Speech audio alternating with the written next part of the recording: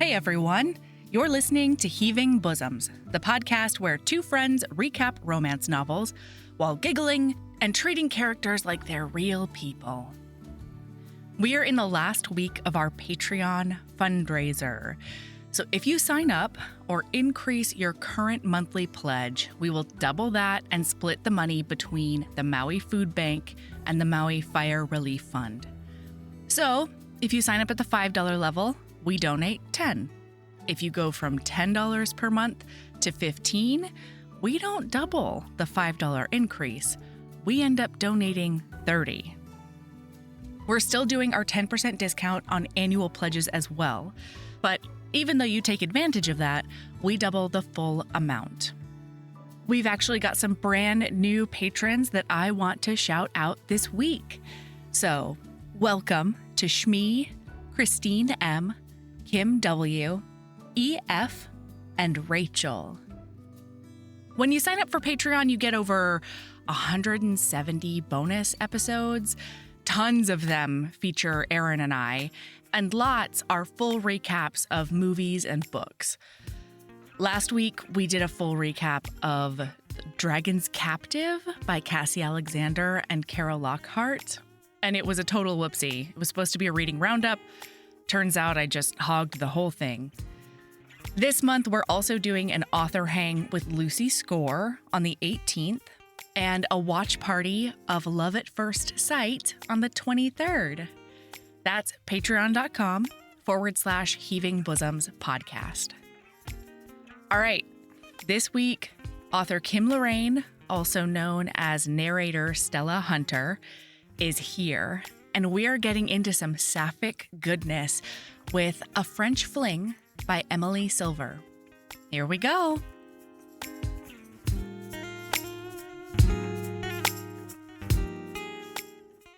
Oh, hey.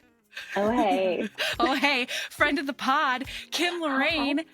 Author Kim Lorraine, narrator Stella Hunter is back. I'm back. You just can't quit me. I can't, literally. Cannot. Will not. Frankly. Will not. Same. Will Same. not. You're stuck with me forever. Truly. And frankly, that's the dream. Oh my gosh, your office is so cute. I'm sorry, Thanks. everyone. I know this is a Thank you. visual medium, but I've never seen your office before. We've only ever recorded in your sound booth. Yeah. I don't have a camera in my new booth, so Yeah. I was like, I want to see her face, and I don't want to be the weirdo that doesn't have my face on. So Yeah, totally. But now I get to show off my bookshelves, and I made these like book nooks. Is what they're called. And so you probably see it. See that white thing with the arch? Yes. So it's like it's a church because we have our vampire priest Caleb. It's sandwiched between different versions of the Make Games book. I love that. Oh my gosh. It's about as crafty as I am. That's about it. Like with a kit that tells me exactly what to do. It has to do it. Frankly, I will mess up the glue if at all possible, same. But still, it'll come out looking mostly good.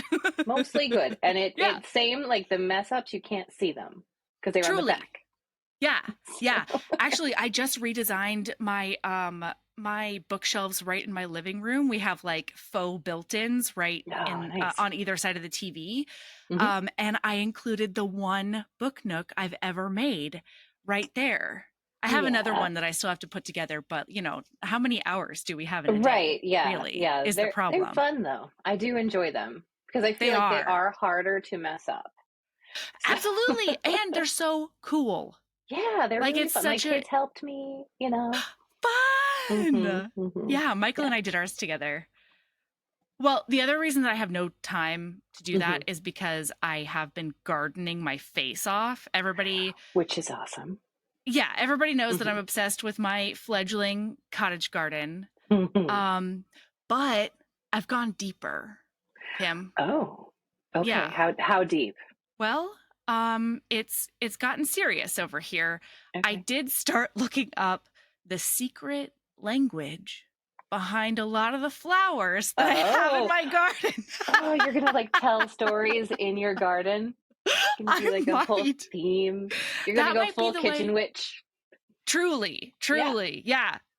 Well, and it's so funny because some of my favorite ones are like also the best meanings. So I've just grown zinnias for the first time ever, and they stand for like everlasting friendship or like thoughts of a far off friend, which makes me really happy. Oh, I know, because so many of my friends are long distance.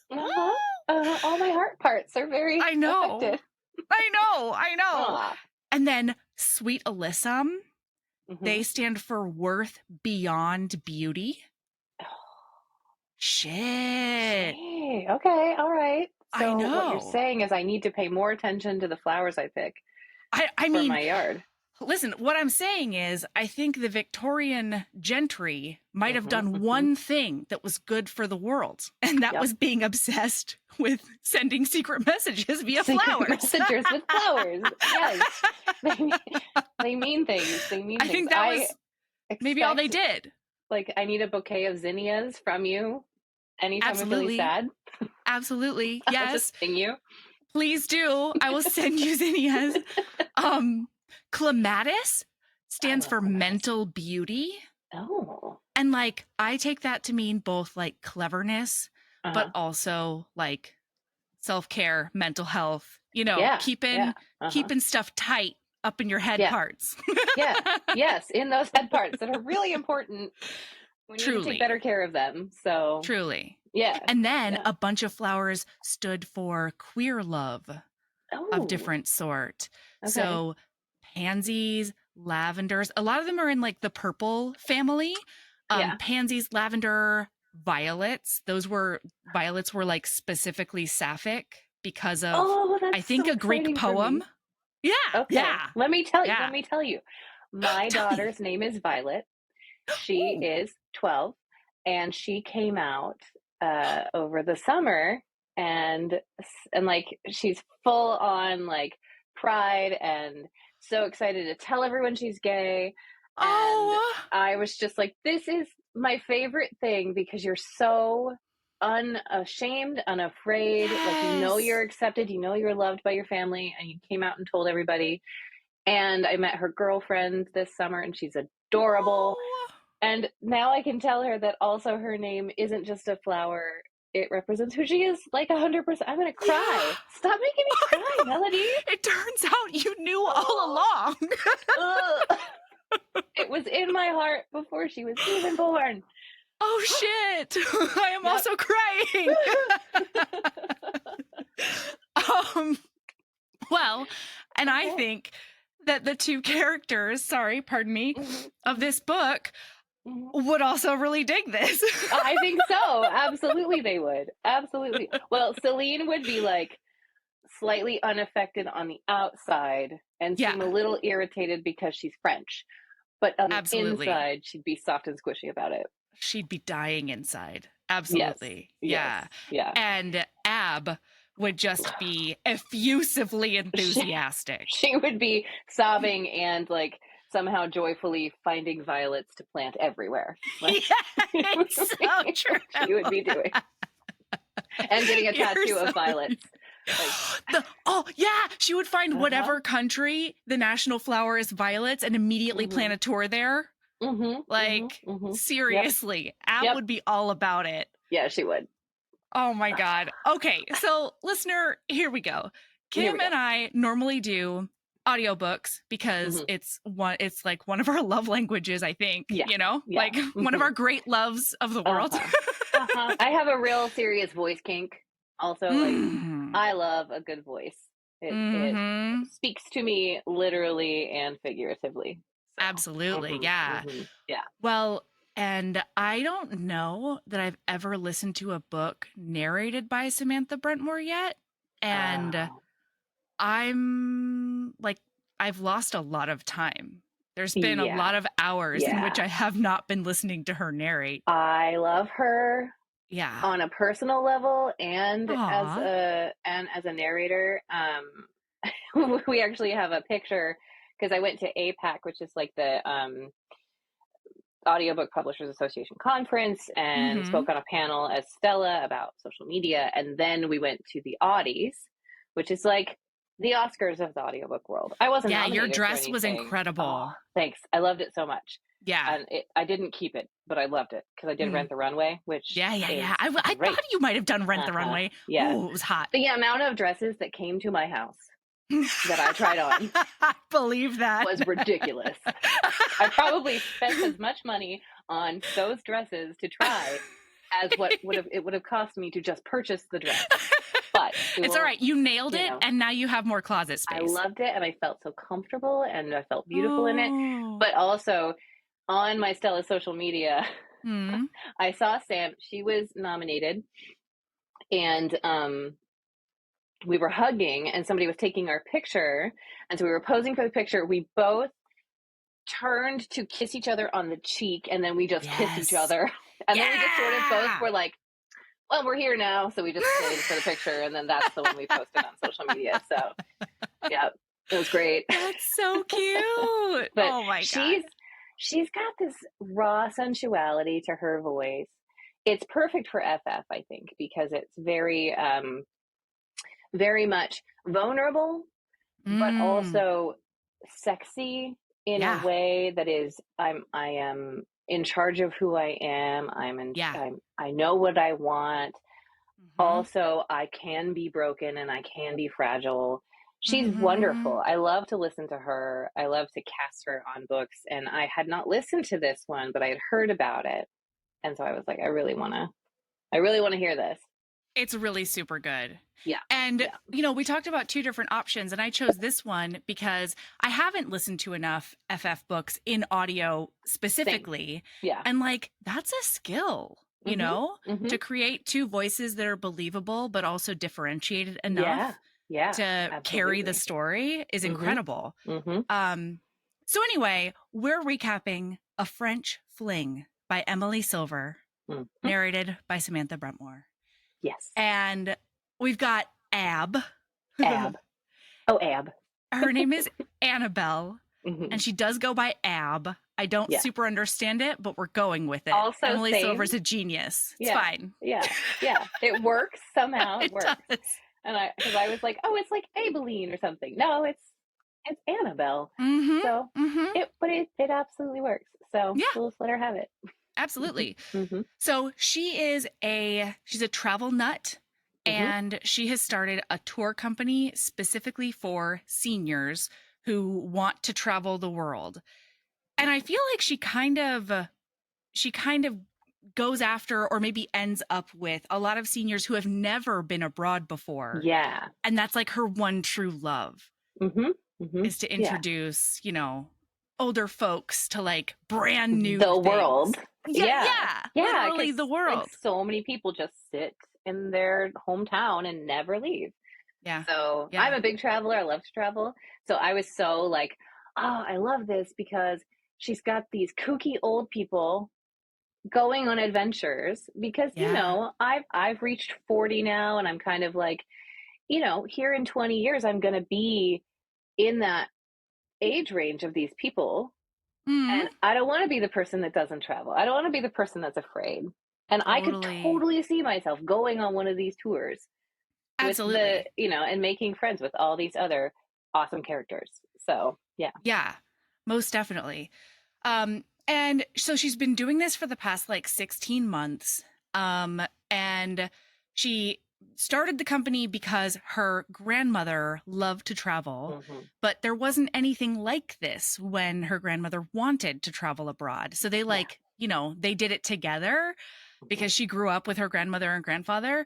But after that, she was like, no, I think my calling is creating this tour company. Yeah. So we're now on her 5th European tour. And there's a new driver, which unexpected hijinks. Her usual driver has been sent away. Yes. And it was a male driver, right? Originally. Yeah. Raphael. Yeah. Male and older, right? Yeah. And so she's like, okay, here we are in Amsterdam.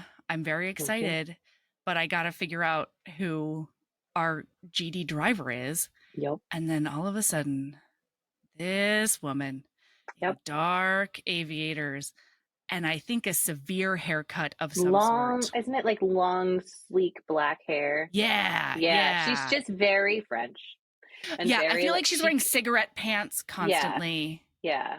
I didn't know what a cigarette pant was until I read this book, and then I had to Google it, and then I I was love like, a "Oh, cigarette pant. They're great. yeah, it's French." Yeah, Yeah, it's very that's French with the cigarettes and the pants.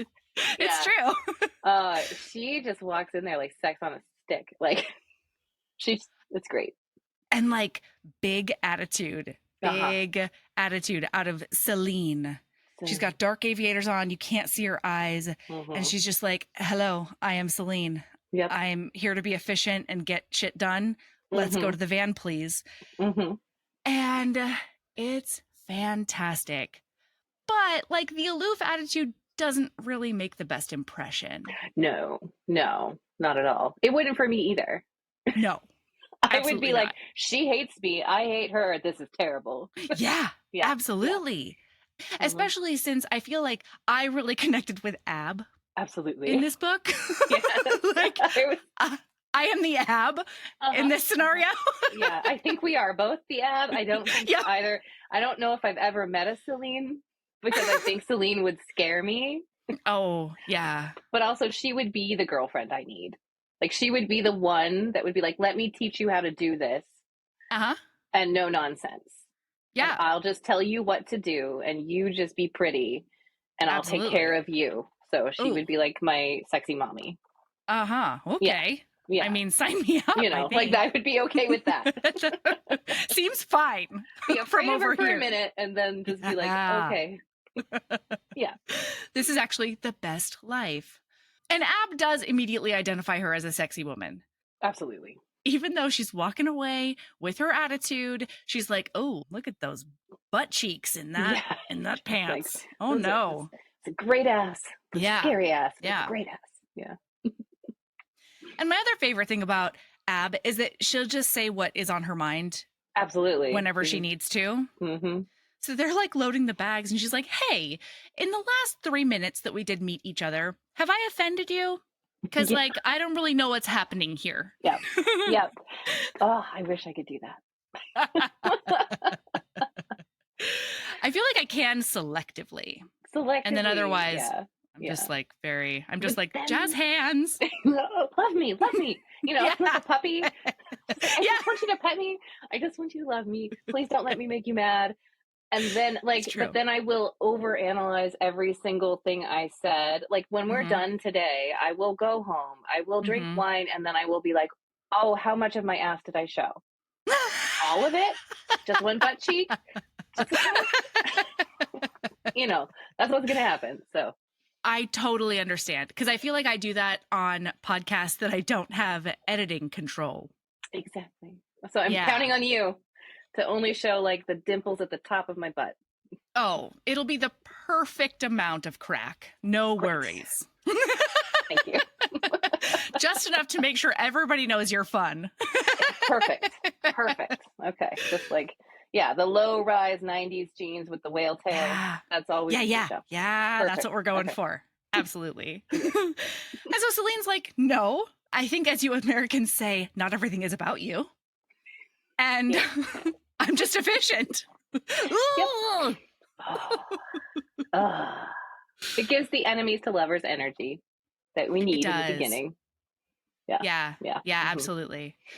So then, like, the one thing I really like about this book is that it does just enough to give you, well, I think it does a metric fuck ton to give you the ambiance of Europe. Absolutely. Yeah.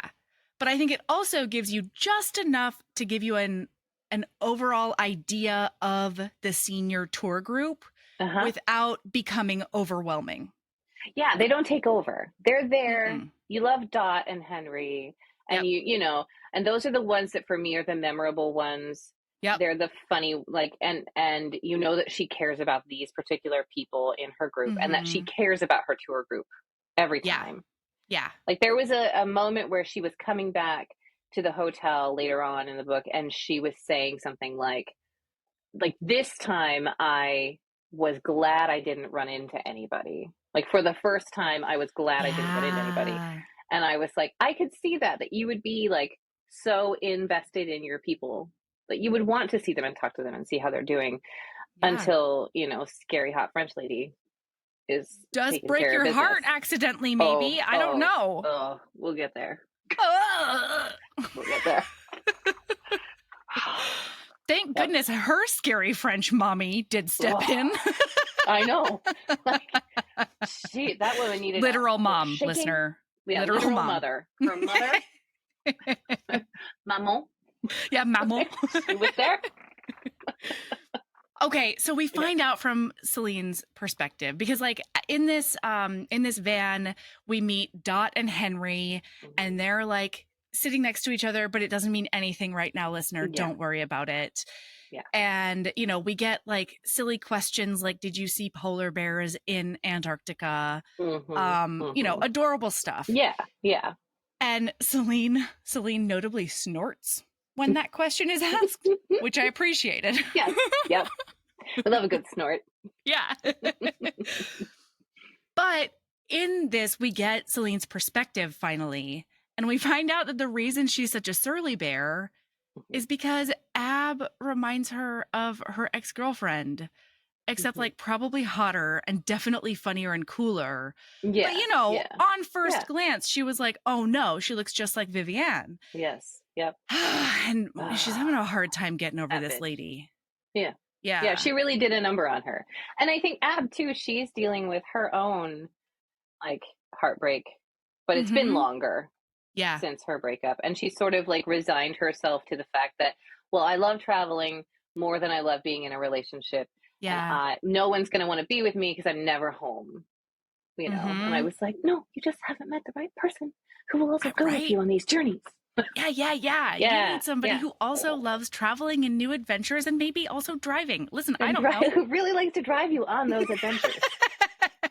And then fuck you in the car. Yeah. Absolutely. Oh. And like she's having a hard time because it's like a few months out, but around this time she starts also getting texts from Vivienne. Yeah. And she's like, what the fuck? You haven't said word one since you just one day cut it off without any explanation, barely. You were just like, we want different things. I don't think I know myself. Goodbye forever. So like, I don't know. It's interesting though, because she keeps on saying things like, I don't know why she's messaging me. And I'm like, well, do you have your read receipts on? Like you can't open them? Or are you just maybe like ignoring them? Differently in France? Yeah, right? Yeah. And like maybe it's on WhatsApp. Maybe she has it turned off so she can't tell. Because like with WhatsApp, if you turn off your receipts and you can't see the last scene and all that stuff, like maybe she did that for her own peace of mind as a person who has done that for her own peace of mind. I can say. Yeah. Or like maybe she has the Herculean willpower to just not open a message from somebody like Vivienne. Yeah, I don't know. That's unrelatable to me. I couldn't be that person, but also I could not be Celine because I, would be like hugging everyone and friendly. So yeah. We're cut from different cloths. Yeah, like I have to block people if I don't want to see their stuff. Mute, block. Yep. Ooh, love those buttons. Done. You don't exist anymore, Yeah, so, same. Yep. She's a superhero. I block mutual friends sometimes. Ooh. Sometimes you have to. Absolutely. Yep. So, okay. So it's important to note that it's important to me, Melody, I think, to note that Celine has also identified Ab as a sexy woman. Absolutely. Is also important to me, Kim. Yeah. So. And like, she's also like kind of alt girl. She's got like piercings and the sleeve of tattoos and like, I don't know. I was into it. I was very into it. Yeah. Also same. I was like, you're that lady on TikTok that like helped me realize I was bi. Yes. Yeah. Yep. Yeah. Oh my God. Have you run into the lesbian lumberjack who is leagues better than Thor Bradley could ever be?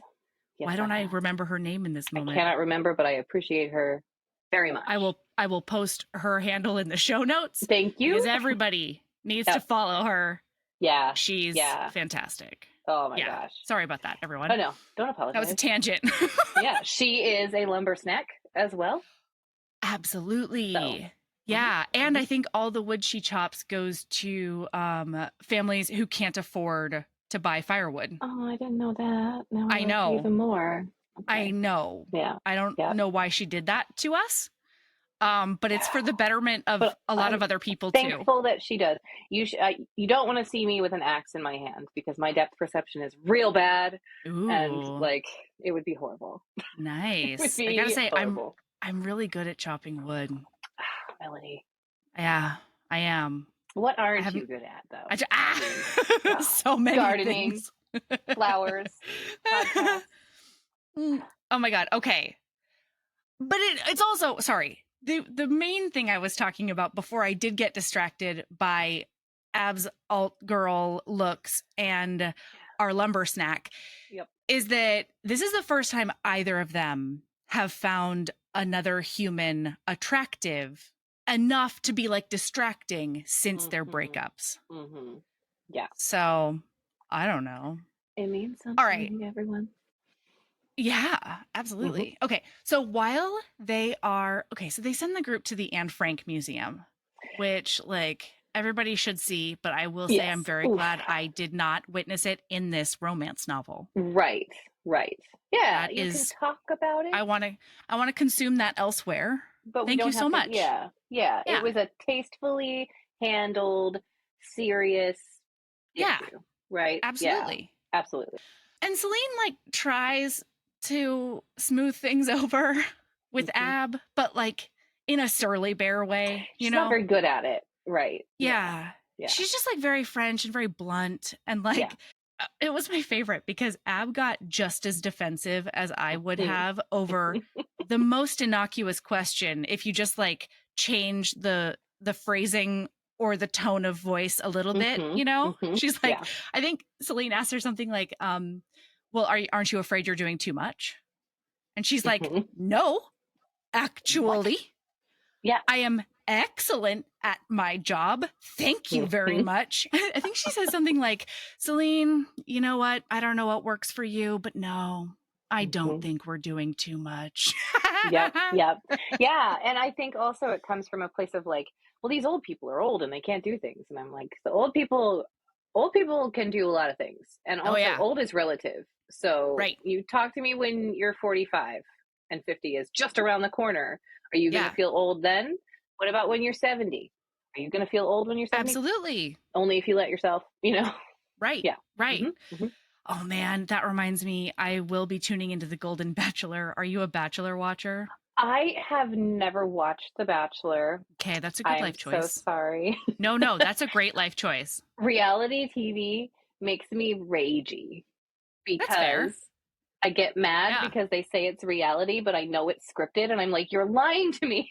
So the only reality shows I've ever watched, I watched like The Real World. Okay. Way back.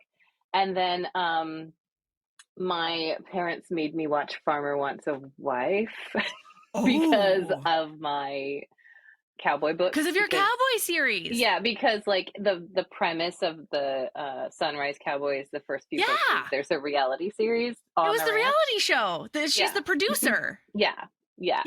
So they were like, you have to watch this. And I was like, I hate reality. I don't want to. I'm going to write it so much better than it actually is in real life. Yeah. So anyway, that was...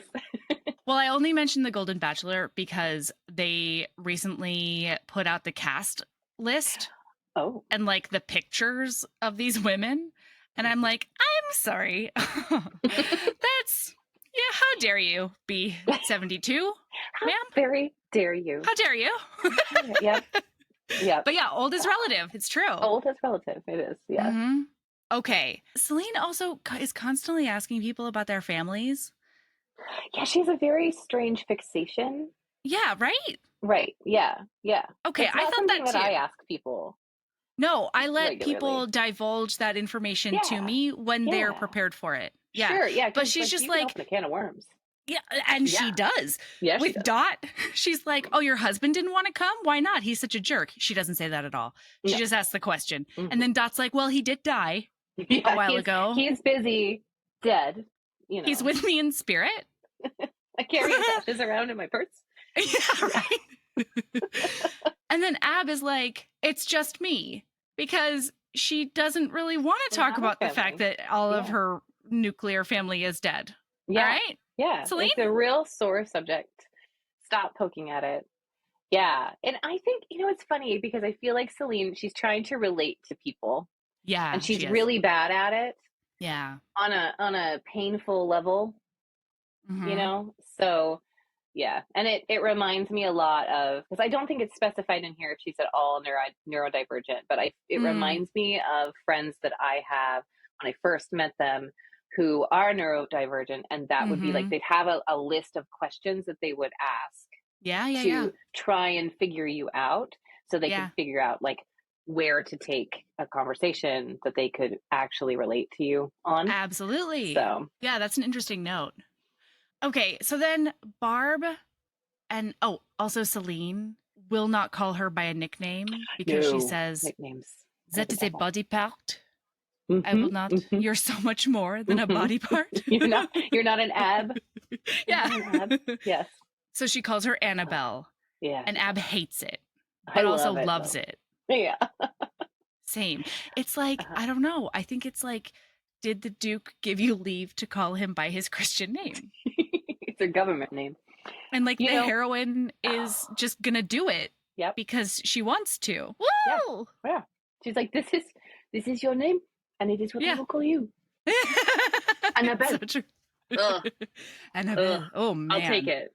Oh boy. No. Can we talk real quick about Samantha Brentmore's accent work in this, I need please? to. Thank you. Okay. Yep. Because Jesus.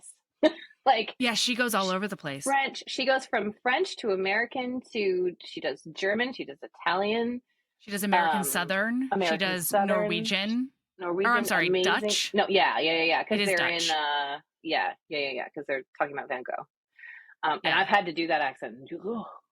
It's hard. It's hard. It's really, all of it is so hard.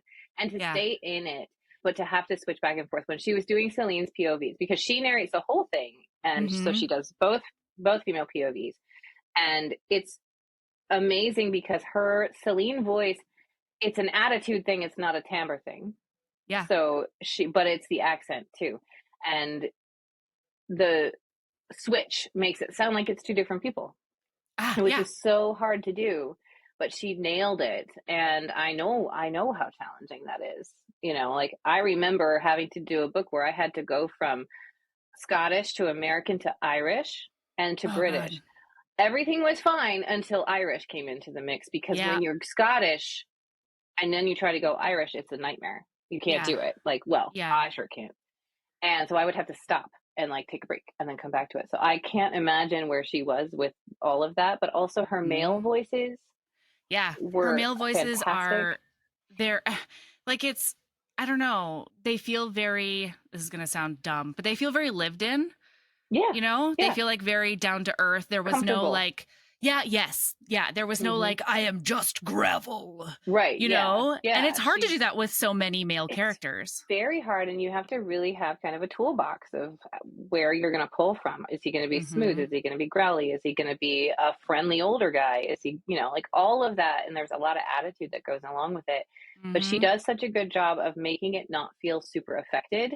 Yeah. It's not like a caricature of a man. It's just like, this is where I'm going to set this guy, like it's, that's just how she does it. And, I just really appreciate that about her. So, yeah, it's brilliant. And I find that French accents are one of the hardest to do without being Pepe Le Pew. Absolutely. Like you really have to be cautious.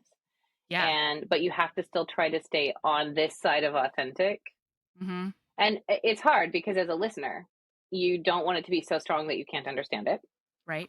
But you also can't slip out of it.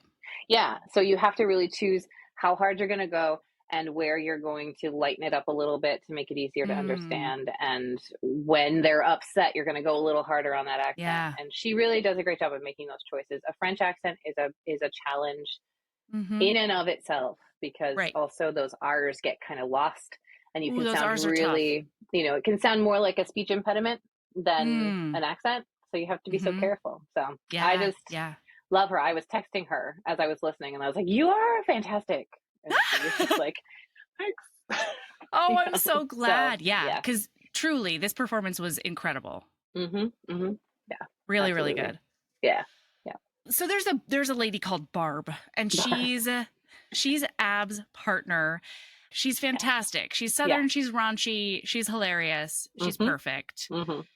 And she's like, Ab, you and Celine are making eyes at each other's butts. Like, this is happening. And, and Ab's like, very much no. She doesn't even like me. Like, I put her off completely. And I don't want to, like, put her in a situation where, like, she starts taking out her dislike of me on the other people group. Yeah. And I love it because Barb is like, oh no, she and Dot are best friends. After walking around that, they're fine. She's great with them. And then Ab's like, well, then I guess it's just me. Yeah, she must hate my sucks. Yeah. Mm-hmm. Okay, and now they go to the tulip fields. I loved the tulip fields. It really spoke to me on very many levels. Yeah. I loved it. They end up walking together. Yeah.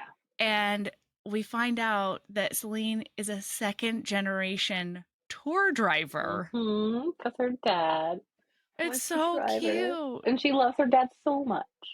Yeah. And she caught the bug from going with him on trips during like school breaks and stuff. Yeah. Which wouldn't that be amazing to be able to do that if your kids were well behaved enough that they could actually do that? Because mine couldn't.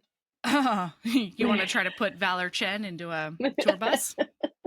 Oh no, it'll be shredded by the time we get there. Just the feral little mini kitchen witches. Well, and I did that with my dad, except he wasn't a tour bus driver going to really cool sites. He was instead a long haul truck driver. Oh, so it was a lot of highway, like cool stuff. Cause like there's a sleeper in the back that I got to nap in whenever I wanted, and like undivided attention from my dad, other than the road, of course. And like he let me drive the semi sometimes. That's fun. Great stuff. Yeah. But I didn't get to go to the tulip fields or the Coliseum or no. It was mostly soy fields and it was like freeways and rest stops and but still, like, that's a cool experience. It's not something that most people get to have. Yeah. One of my favorite things was to take the axe handle that he always kept in the truck to check the tires on the whole thing. And so I would go and just whack the tires all the time. I really enjoyed it. Little melody, like, it's so true. Take all my aggression. It's so true. Oh wow, that's cool. Oh my gosh. Okay, so then like they start to get to know each other because of this like, you know, familial sharing. And this is where we find out about the sleeve she has because her grandmother collected national flags and then she really loved the national flowers. So her whole sleeve is a combination of the two. Yeah. And it's like a melding of their spirits, so she says. Cool. Yeah. Yeah. I loved it. Yeah. I think tattoos for me are like the same thing, like they're a roadmap of your life. Yeah. And so I get tattoos to commemorate things or to, you know, like really that's what it's for. Like it's to commemorate special moments in my life. Yeah. And I won't allow myself to cover any of them with a new thing. Interesting. Because I feel like it is part of who I was then. So like the little tramp stamp I have with the little baby fairy. Yeah. I'm not going to do anything to that because it is part of my journey. So I was 18 when I got it, and that's why I did it. And so that's, you know, like, because I keep going, well, maybe I should cover it. And I'm like, no. Your story. This is your story, but you're writing it on your body. Oh, I love that. Yeah. I can cut this if you want, but do you have a new tattoo planned? Yes. Yeah. Meg and I are getting tattoos on... so we have, so like I got this one, it's a Scottish thistle because I found myself in Scotland this year. And that's my, like, my journey for this year. Meg and I have matching tattoos on our forearms, and it is the Phases of the Moon, and it says Once Upon a Time. It's the last line of the last book of the first Mate Game series. Awesome. So we got that to commemorate that. I've got like my other one here. that says decide what to be and go be it. And it's got a little quill. And so for me, like, they all have to mean something. So Meg and I are getting a couple of tattoos when she comes to visit in a couple weeks. And one of them is going to be a red lip kiss mark to represent the Make Games Pestilence series. Love that. And then the other one is going to be a little ladybug, probably behind our ears, to represent the Twisted Cross Ranch series, because one of the cowboys calls her Ladybug. And so we like to try and, you know, like, those are important for our lives. You know, it's a big chunk of our lives when we write a series. And so we want to commemorate it. And then I have my little darling on my collarbone for my cowboys. Excellent. So, yeah. So those are my stories. Nice. That's awesome. Okay. So then the other thing that happens that really, I don't know. I had a moment of like, ooh, and I don't know why, but like, they've barely had one conversation in which they're like nice to each other. And then Ab just does a big old smack on her ass. I was like, what are you doing? I was like, wait, are we there yet? We don't touch without permission. And like, Celine likes it. Don't get me wrong. But I was just like, my note is, so she smacks her on the ass and says, let's get a move on. And thankfully, Celine appreciates the very risky move. It was a very risky choice. Maybe she was just like, I'm leaning into brash American and this is who I am.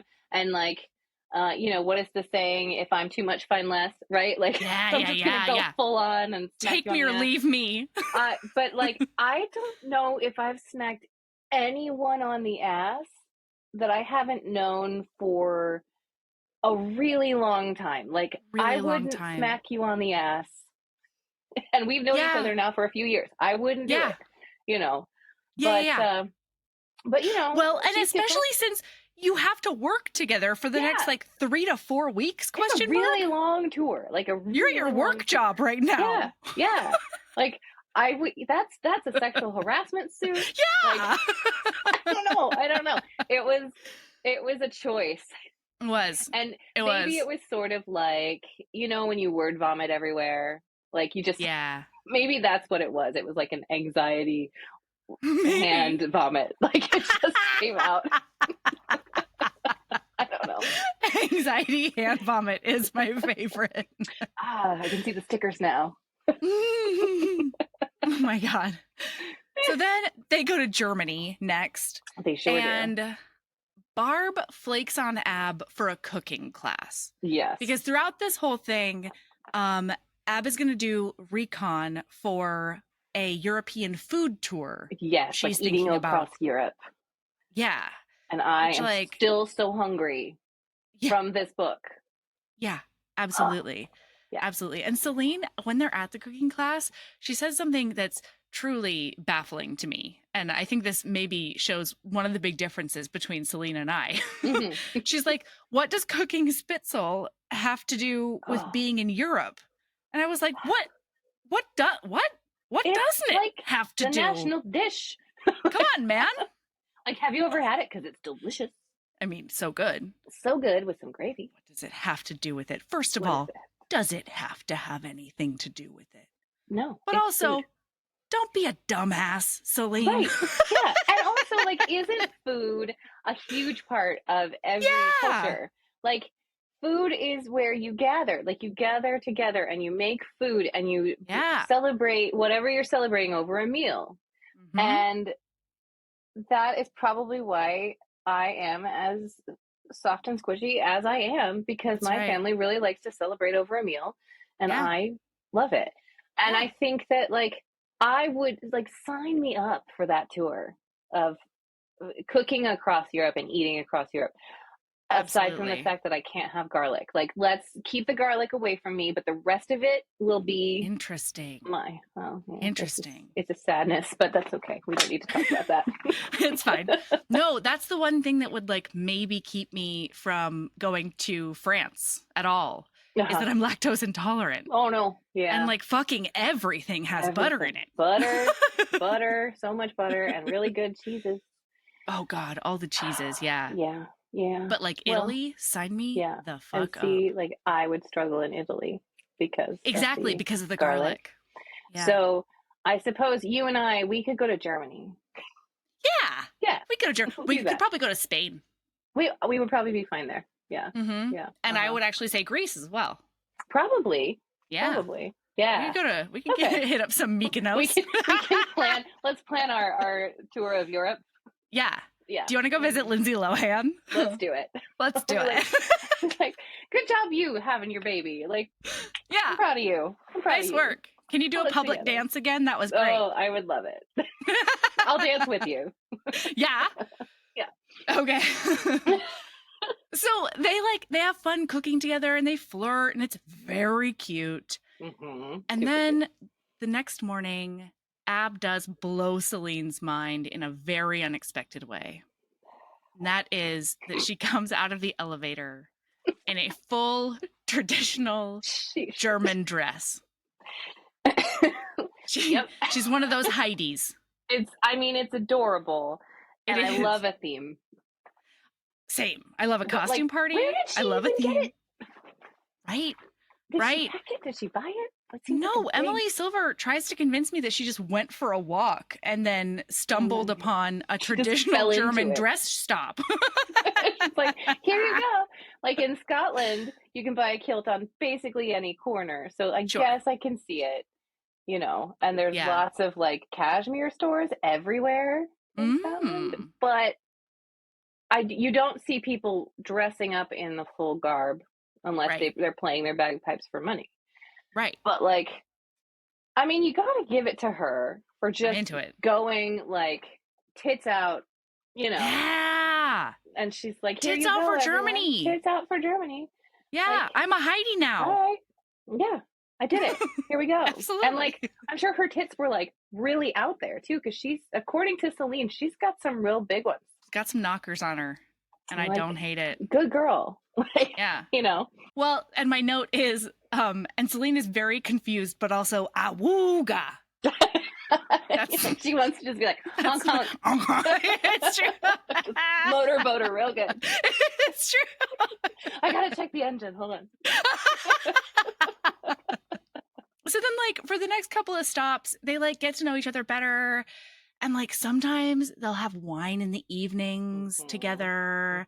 Sometimes there are other travelers there. Sometimes there's not. Yeah. And like it's starting to get very cute. It is very cute. Yeah.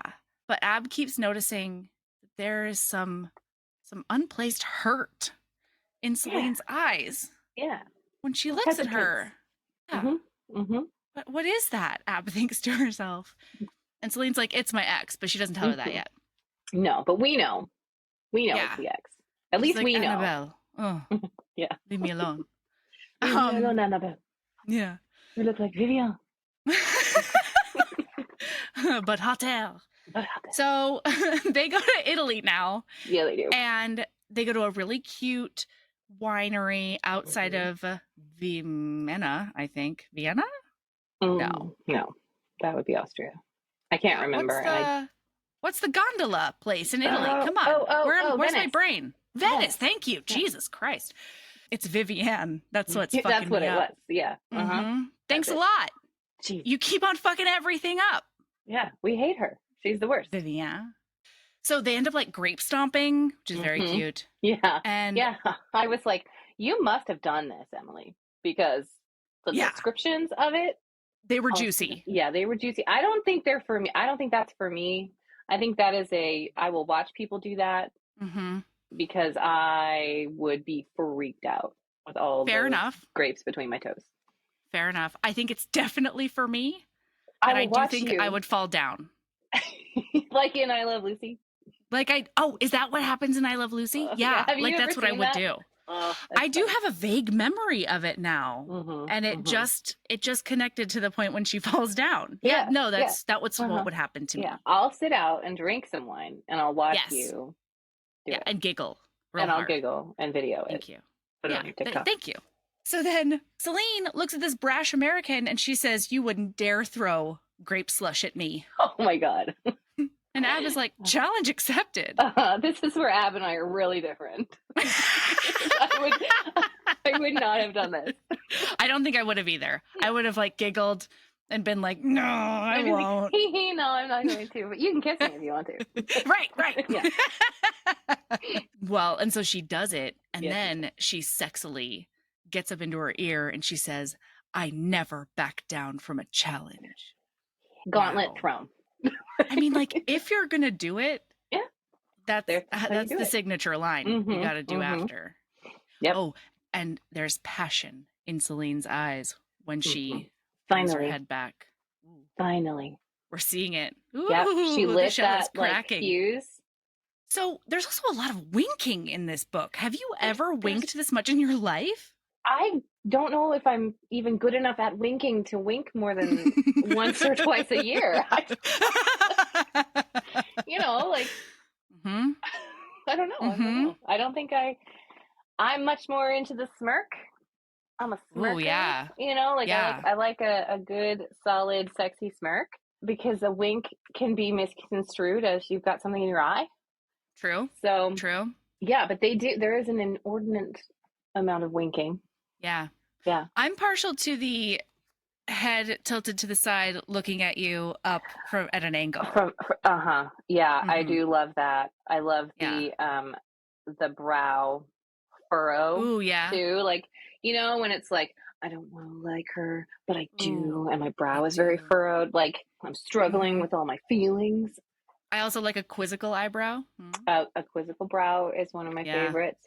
I really think, though, for me, it's the kind of half-lowered lid with the smirk from across the room. And you're just like, you're thinking dirty things right now, and you're looking at me, and I'm very excited about that, you know? Yeah. You're telegraphing it all over the place. All over. It is across the room, but you could cut that tension with a knife. So they're like chatting about, you know, traveling and stuff. And Celine is like, I think you should name a tour after me, whether it's going to Norway. Yeah. Celine's Norwegian adventure. Is this Disneyland? I know, right? Also, like, are you married now, Celine? Like, are you? That's so. Are you moving in together? Because like that's the bar. You're not name a tour after me. Yeah. Yeah. What does she say though? Yeah, go ahead. Sorry.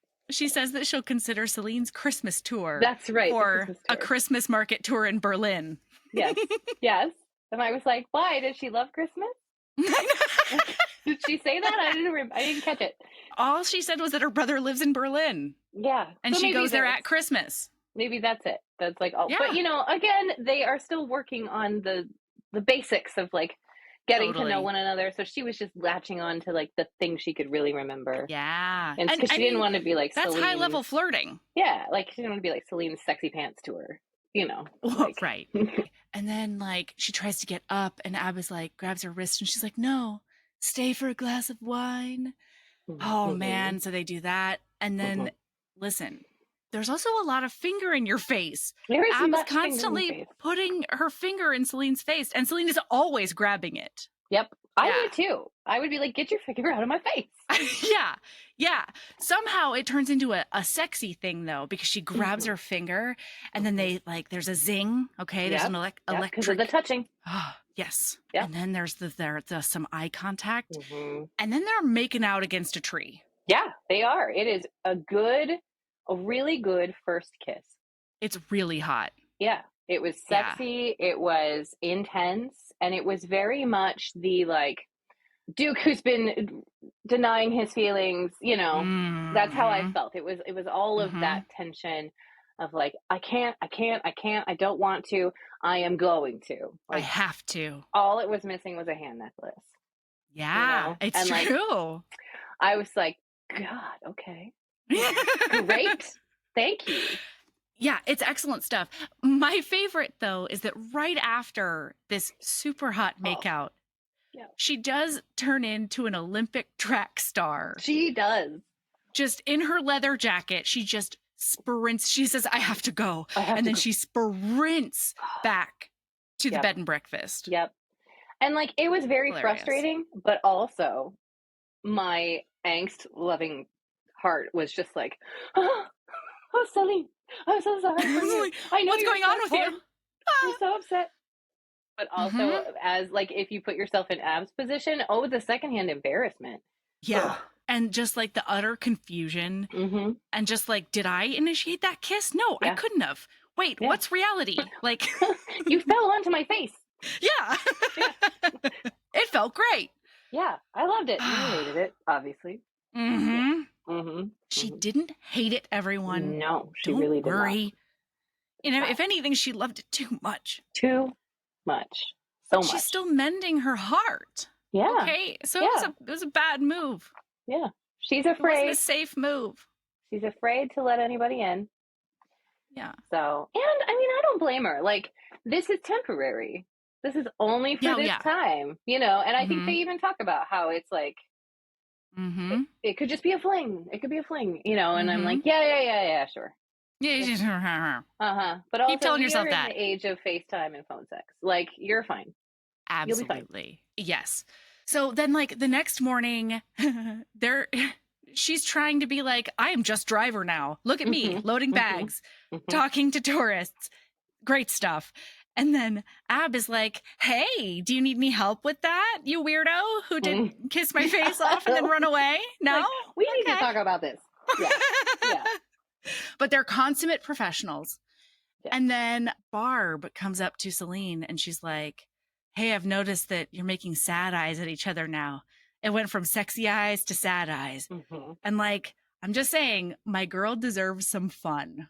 Yep. And I'm like, oh, Barb. Okay. Everyone needs a Barb in their life. Yeah. You know? To like absolutely call you on your bullshit and also be there to be like, don't dick around, my friend. Right. But also give that person the goose to kiss you again. Absolutely. That's what we need. So Celine ends up like fixing a problem with Annabelle. And it's like fantastic because they're working together. And that's actually Annabelle's love language. Yes.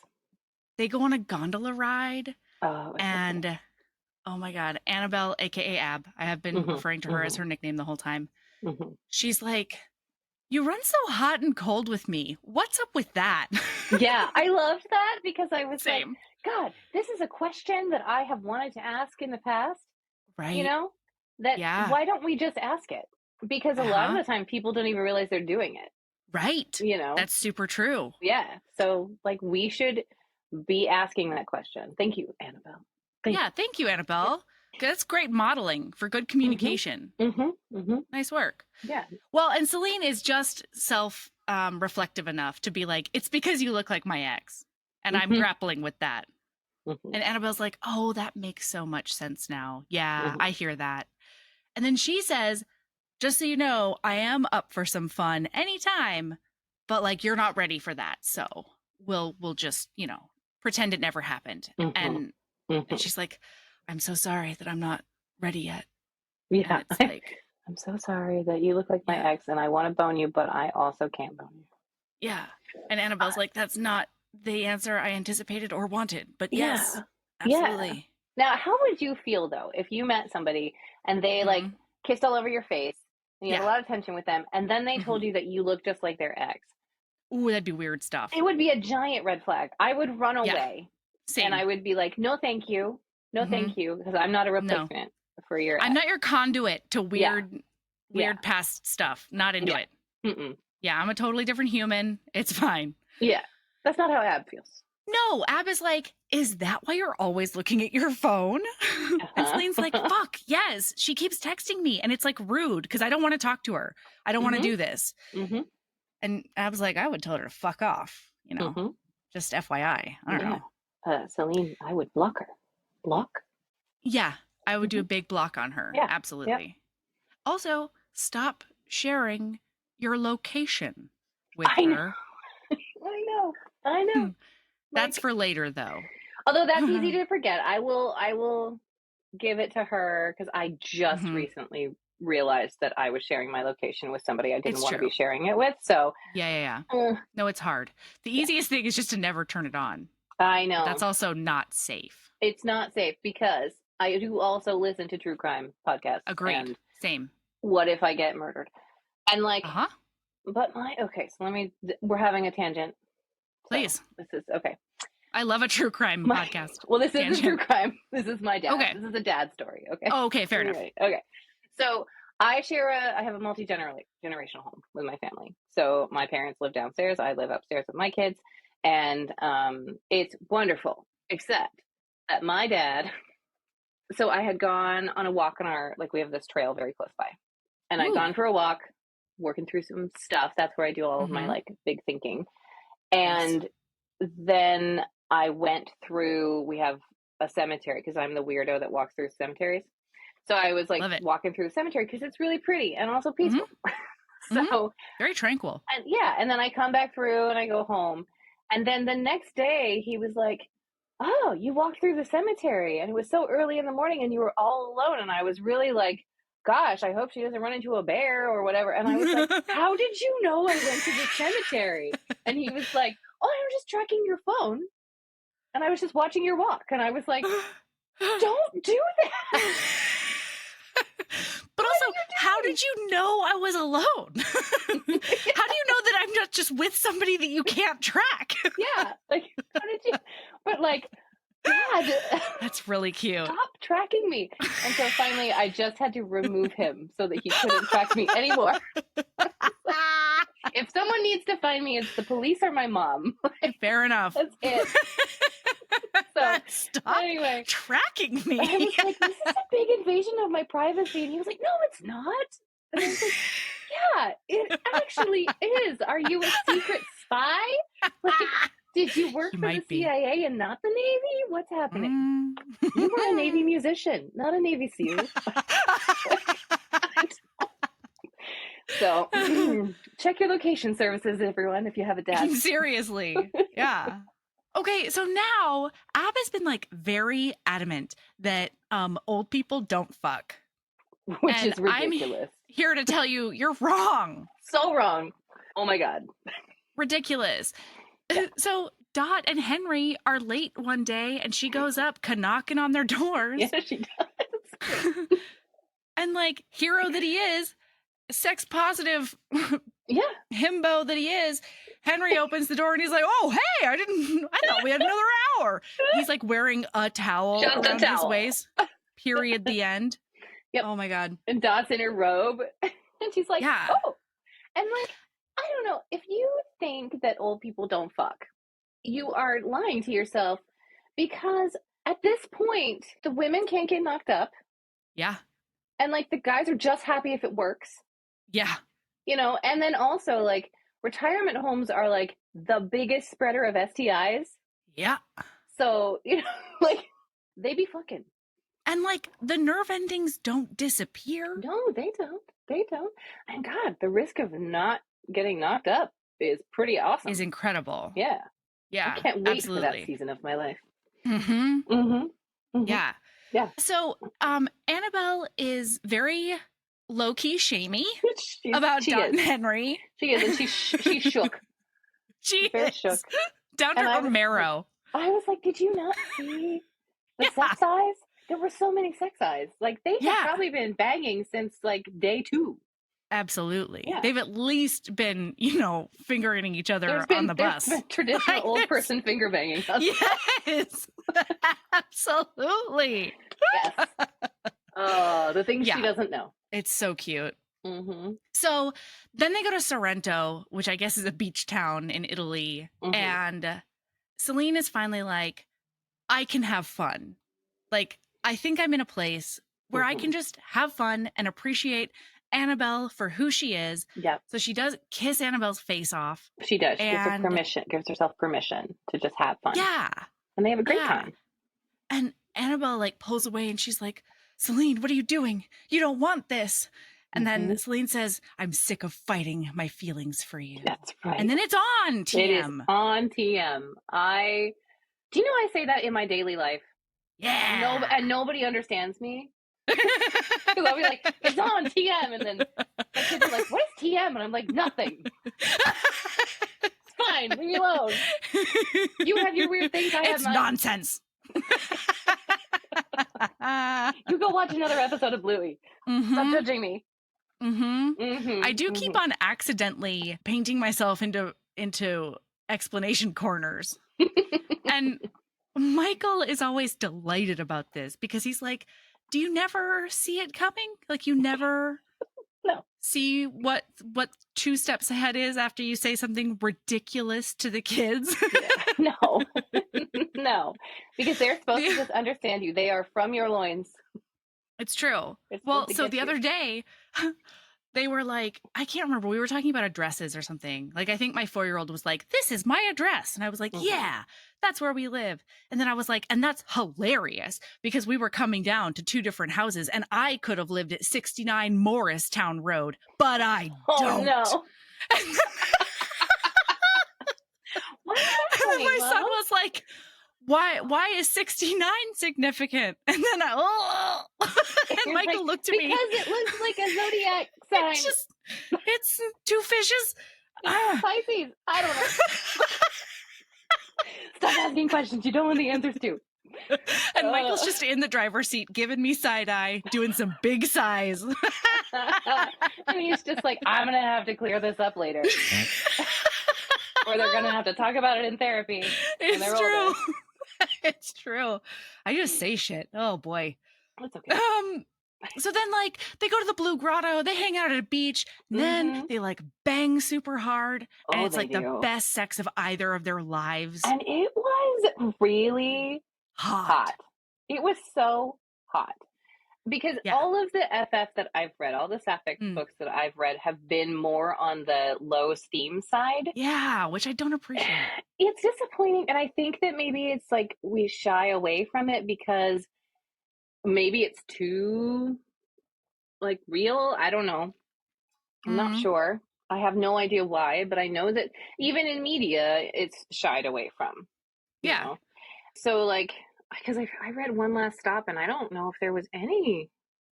I don't recall. I think there was one. Maybe one. Oh wait, One Last Stop. I haven't read that one. Shoot. It was something else. Yeah. And was there not? I mean, to be fair, so. Casey McQuiston generally writes like, you know, it's much lighter on the sex. Yeah. It's lighter, but still like sexy and romantic. But it's more like a montage sex scene. It's almost a fade to black without being a fade to black. You know, which like when I read Red, White, and Royal Blue, I was very like, oh, but come on. Like, I'm here for it. It's so weird because I'm pretty sure, listen, I am on the record, so you can't just go listen to the episode and see if I'm an absolute liar. However, I'm pretty sure that I was shocked at how okay I was with it because it was still just like so impactful. I don't know. That's my memory of it. Yeah, it was very impactful, but I love a good smutty scene. Same. And so I was like, because like they deserved it. What was Alyssa Cole did a novella in the Royals series about the assistant, and I don't know, it's an FF book in that Royals series.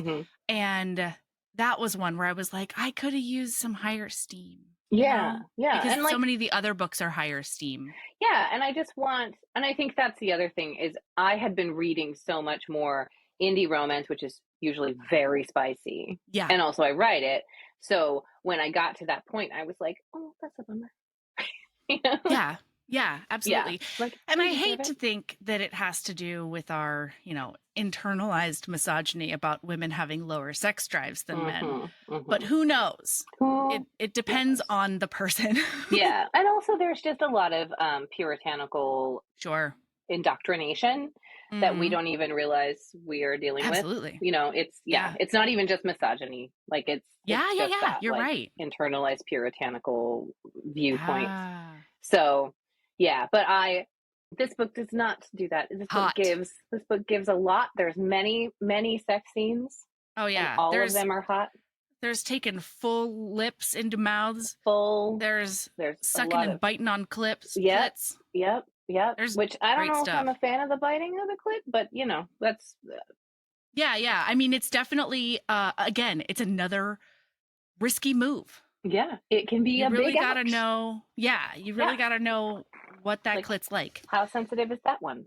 Right. But I really loved how they appreciated each other's bodies and how Celine had a much like slimmer build, and she talked about that, but also in like small breasts and kind of discussed that. And then we go into a more curvaceous woman, and it wasn't like a she's bigger observation. It was a, oh, I love it. You know, and I loved that, because that's one of the things that you worry about, like with women who are with women, is that we judge other women and we judge ourselves. So does that dynamic go into the bedroom too, or not? You know, so it was refreshing. It was nice. It was gorgeous. Like this scene was hot, and it's not even the rimming scene, right? Which we get next time. And that was also very hot. Very hot. So, okay. Like they do so many cute travel things. And then when they're finally in Florence, at one point, a big note is that Barb is talking about how cute they are. And she says, the two of you together make me want to go out and find love. She says, that old tartlet of yours was not for you. You need someone who likes adventure and new things. And Ab thinks to herself, love? Yeah. Like we're oh not, no. Am we're I not in love? there. Question mark. Way too soon. Because it's fast. It is fast. But when you're spending that much time with somebody, is it that fast really? If day you're in, day out. Yeah, it changes things. So absolutely. Yeah. Is that when it's they go and they like make pasta? Love is Blind. Yeah. They do. They go and they make pasta. That was my first observation of, wow, this book is making me really hungry. Homemade pasta is legit. So good. It's so good. And then the macarons later. And I was like, that's my favorite cookie. Oh. So then, like, the last stop is going to be Paris. And a lot of tours, like, I guess, don't even end at Paris or something. But, you know, Ab does it different. She does it right. She does. She's got to do it her way. And it's so cute because it's like, it's not quite like a bookend, but it's this moment where you see just how far the characters have come.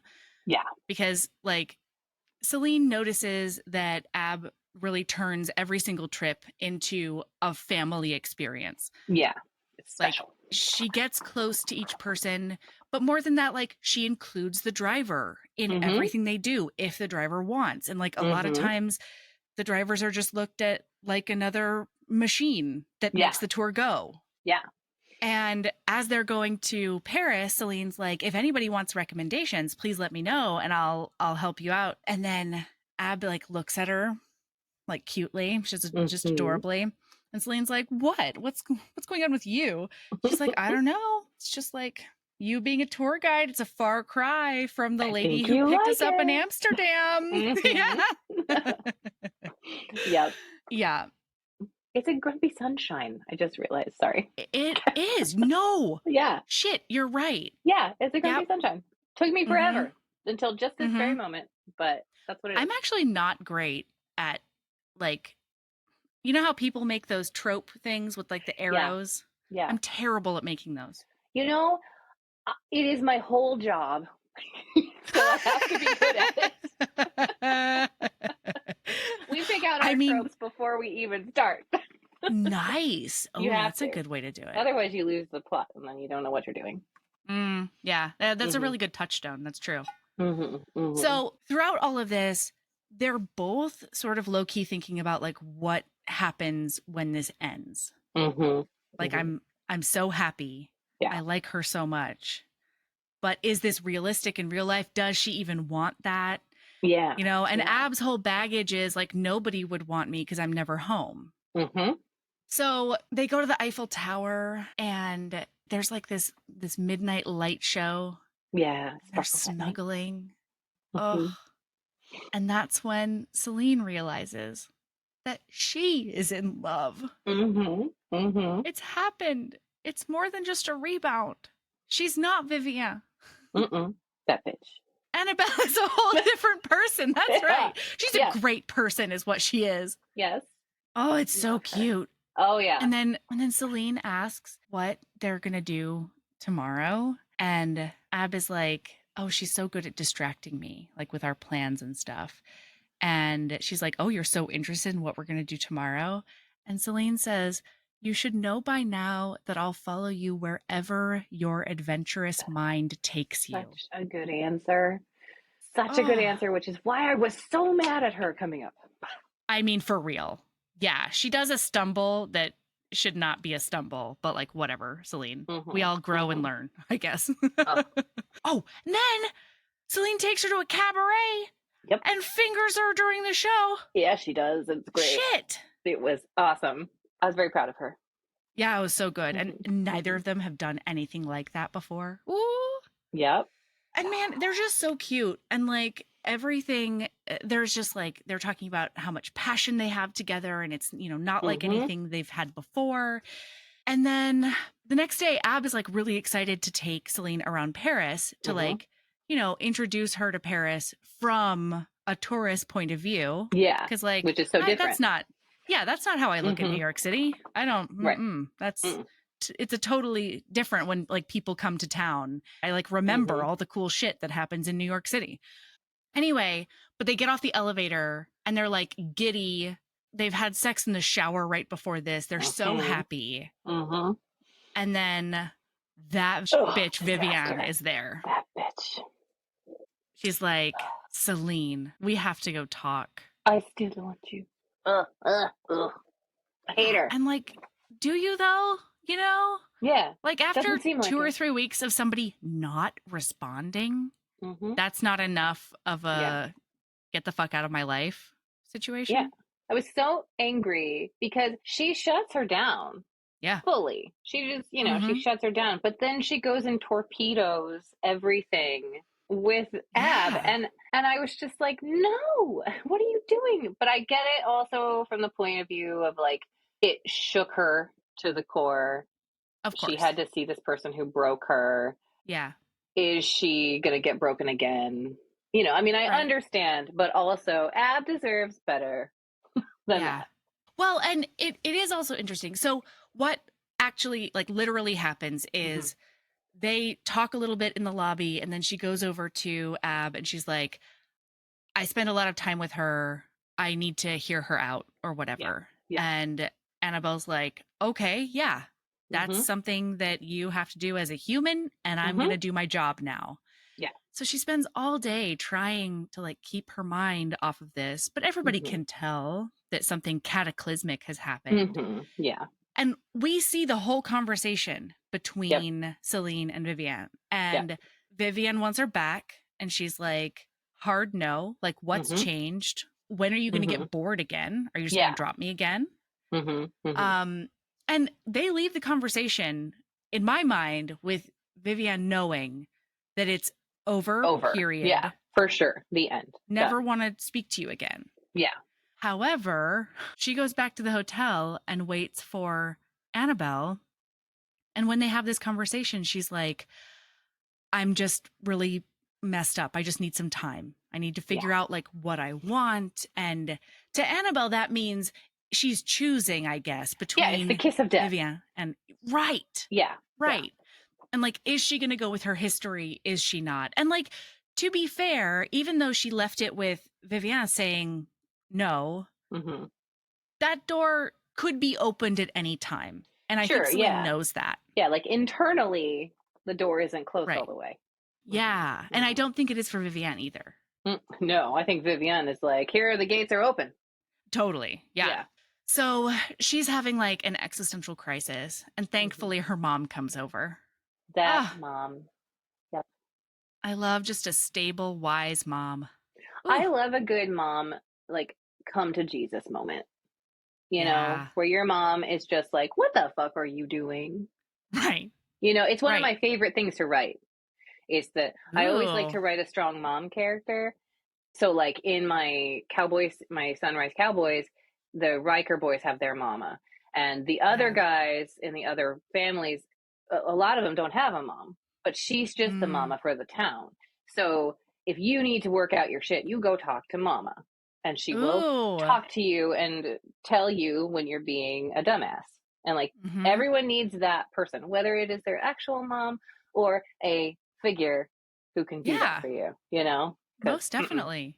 Yeah, I love it. Because she's just like, listen, you know that I've always disliked that bitch. Yep. That bitch. But like, I let you do what you wanted to because you're a grown-ass woman. Yep. However, what I'm hearing you say is that there's a bunch of great stuff on Annabelle's side. Right over here. And then there's a bunch of bullshit on Vivian's side. Mm-hmm. And like, what is the decision you're trying to make right now? Like, yeah. how is this an issue for you? Mm-hmm. And she's just like, you're right. Absolutely. So thankfully, granted, this is after Annabelle has cried herself to sleep and like canceled being the tour guide for South Africa and like go spend time with her best friend in Brazil.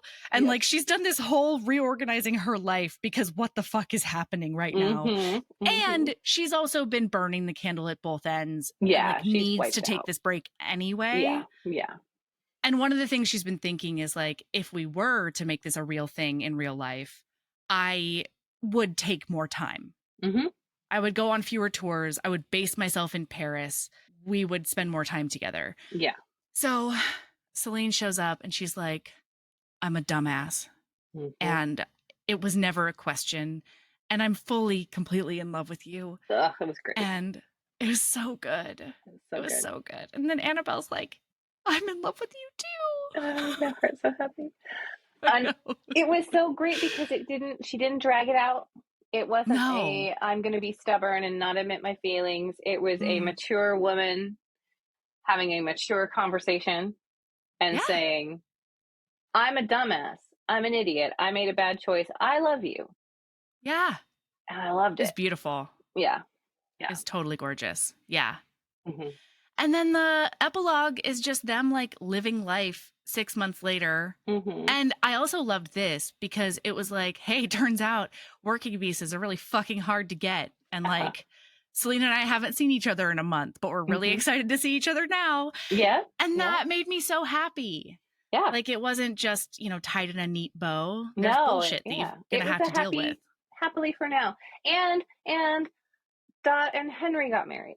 Oh my God, that's right. Which is so cute. Oh my God. Yeah. She's like meeting the best friend and they're all going to go to Dot's wedding. And it's so cute. The most. Because, yes, it was such a fun read. I really enjoyed it. And I think it was really enhanced by Samantha's narration. Like, she just brought them all to life in such a great way. Yeah, and I kind of switched back and forth between eyeball reading and earball reading, but I just really enjoyed listening to her take on all of this. She gave everybody such great emotional arcs, and because you can miss that when you're reading sometimes. So it's nice to hear it performed for you. And I realized I don't think there's anybody who needs a hashtag justice for. No, because that bitch does not need justice. That bitch needs to go away forever. You know what? She needs to go and learn and grow. She's gotta. And I hope she does that. Yeah. Like, she needs to get knocked down a few pegs and then she can go learn and don't treat people like garbage anymore. Yeah. It's a great lesson to learn. And I'm glad she's doing it at 28. Yeah. Everybody has to learn it at some point. At some point. Yeah. Sooner for some, later for others. So. All right, Kim, do you have a lady love? Yes. Okay, so my lady love, which might be the same lady love I had last time, I don't remember, is therapy. I've been in therapy all year. It's been a rough year for many people. And having a therapist who you can have an unbiased conversation with, who will hold a mirror up to you, but also in both positive and negative ways. So you can see where you can grow, but you can also see where you're like selling yourself short. Yeah. It's super, super important to me. And so that's my lady love, is therapy. I love it. About you? How about me? I might have already said this recently, but I think it's just like, embrace whatever the fuck gives you joy. And like, I do that professionally through romance, but like finally having a place where I know we're going to be for 10 or 15 years. Like, I finally started being the crazy plant garden lady that I've always known was inside. Yep. And like, Michael, Michael thinks I'm adorable, but a goober, as he calls it, because, sometimes I'm just standing at the front of my house. My current messy cottage garden is in the front because in the back we're doing construction. Okay. And our street is a dead end, a really quiet dead end street. So a ton of people in like the extended neighborhood walk here. Okay. And he'll come down the stairs from like putting the kids to bed or something, and he'll see just like a stupid grin on my face, and he'll be like, "Did somebody smile at your flowers again?" I love that. Like, let's maybe. Yes. Did you see smile at your video games? Yeah. I think that's great because it makes you so happy. It does. Like, why can't we just be happy? Like, don't yuck other people's yums. Just let people be happy. Yeah. Like, I took my girls to Taylor Swift, and they had a fucking blast, and it was a great experience. We loved it. And okay, but wait, I think we have to tell listener the way that you like mommed so hard, like legendary mom status. Because if I'm not mistaken, you framed it as we're getting dressed up to have a Taylor Swift like night at our house. Yes, yeah. So my 12-year-old has been asking to see Taylor Swift for, I don't know, 7 years. Like she's been in love with Taylor Swift for a long time, and she really wanted to go see her, and I could never get tickets. And then she kind of stopped touring for a while. Yep. And I didn't get tickets for this concert, and she was so sad. She was so sad. And I was like, honey, I can't. They're all gone. And we're not going to discuss cost. But nobody needs to just like she wanted so badly to go. And she was like, I heard there are tickets available. I heard people have tickets. I heard there's tickets. And so I talked to a friend who had gotten some, and she connected me so I could get some. And so I grabbed the tickets, and I was like, well, there's no way I'm not taking Sophie, who is 7. Like, she would be heartbroken if I went without her. And so then I told Violet, I'm real sorry I can't get tickets. And that was how I ended it, because I hadn't yet done this. And I was like, what we'll do is on Sunday, we'll get dressed up, we'll do face masks, we'll paint our nails, we'll have a dance party, and we'll watch Miss Americana. And we can, do that, because I can't get us tickets to the concert. And so then I got the tickets. And instead of telling her I got them on Sunday, they came home, because they were with their dad for that week. And then they came home to me. And I had ordered the girls each a very sparkly, like, t-shirt dress, because Taylor wears that, like, her lavender haze outfit. And I had a sparkly dress. And so when they got home, I was like, all right, guys, go upstairs, change. I got you dresses. Change into your dresses. I'm already wearing mine. And then we'll come downstairs and we'll get ready to start. And so they came downstairs, and we were taking a picture, but my dad was taking a video. And I was like, okay, everybody say, I'm going to the Taylor Swift concert. And Violet looked at me and she was like, why? And I was like, because you're going to the Taylor Swift concert. Come on. And then we got in the car and we headed over to Seattle, and it was a blast. That concert was like the vibe. It was like girlhood and friendship, and everyone was nice to everyone. I've never been to a concert where people were consistently kind to every single person. It was great. And they had all the friendship bracelets, which we didn't make, but they just kept giving them to my girls because they wanted them to have them. Like, Sophie has a little one that says Little Swifty. And it was so cute. And we just had a wonderful time. And we were in the nosebleeds, and it was great. Yeah. And like, they were hugging me the whole time. Everyone cried a little, we just had such a wonderful time. And I love it. Like, I put a video up on TikTok because they just had the time of their lives. So I'm hoping that it'll be a core memory that they'll always have. And then I took my son, because I didn't take him to Taylor Swift because, like, he's not into Taylor Swift. He would be lost on him. But he loves Ed Sheeran. And I saw that there were tickets still available. So I got tickets, and we were on the floor, and he'd never been to a concert before. And so we did that last weekend, and he had the most fun. Yay. And we were super close to the stage, so he got to like see everything. And then he brought Macklemore out, and because he's local to Seattle, so it was like a big thing. Right. Did a couple songs, and Oliver was like, I don't know who this is, but I like him. I was like, yeah, that's fine. That's fine. You know, so we just, it was a good time. And I think like spending that kind of time with my kids, that's part of therapy too, is like reminding me that it's okay to take breaks. It's okay to be with people that you love. Yeah. It's okay. You don't have to always be achieving. You can, you know, because I'm a recovering people pleaser. Mm-hmm. Yeah, it was a lot of fun. It was a good time. God, yeah. I'm so glad. Yeah, it looked like pure joy on both. It was, yeah. On both counts. It was absolutely joyful. And I want to embrace that more, you know, it's just the joy of experiences versus material things, because you can't take it with you, but you sure can live your life and have those experiences. Absolutely. And I mean, I don't want to be corny, but like that, I think that lesson was shown so beautifully in this book. Oh, for sure. Yeah. You know? Yeah. I don't know. I think that's why I had it on my brain. I loved it. I mean, I think that people, they spend so much money to go on this big, long tour. Mm-hmm. But like they're living their lives. Yeah. And so that's my thing is I want to live my life and see the things I want to see and do the things I want to do. Yeah. Because this is all you have. Right. So you should do it, you know? Yep. Like, and nobody's going to hold you back. Yeah. Mm-hmm. You know? Yeah.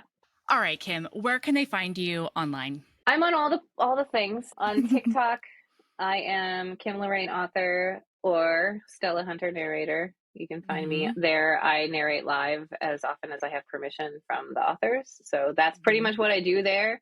If you like to watch people narrate books, that's where you can do that. Yeah. I am Kim Lorraine author on Instagram as well, and Stella Hunter narrator on Instagram. Yeah. So those are the primary places you can find me. And in my link tree, you can like, if you really want to you can join my newsletter, or you can like sign up to do my like publicity team if you are so inclined. But yeah, those are the places that I am most active. Yay. Yeah. Okay, so keep being a badass. And love yourself as much as you love being fingered at a cabaret. Yeah. Yeah. Especially if you're 72. Yes, and in France. Yeah. Living your best life. And she's wearing cigarette pants. Yeah.